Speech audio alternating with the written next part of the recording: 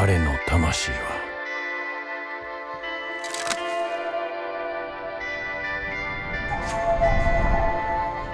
朝倉一族によって形成されたそうだ。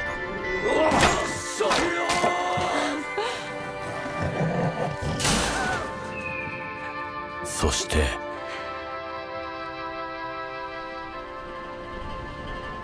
彼が生まれた瞬間、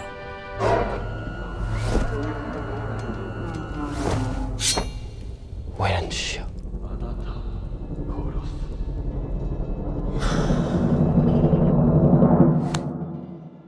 空にひびが入る。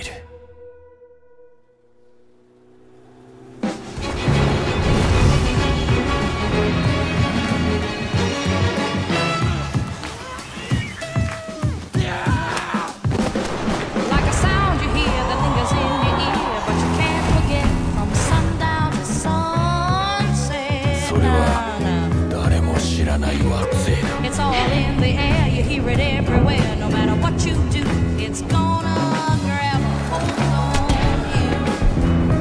California soul, その肉体は California soul. 最高の神のふるさと